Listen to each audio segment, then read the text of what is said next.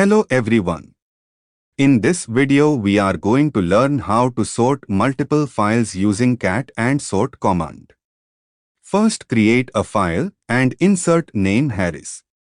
Similarly create another file 1 and insert name Sunil. Create one more file 2 and insert name Amit. Now we are going to sort all the files using cat and sort command. And put the result in file 3. As you can see the content of the file 3. All the names are arranged in sorted manner. If you want to learn shell scripting and Python in detail, please check the link in description box. I hope you like this video. Thank you.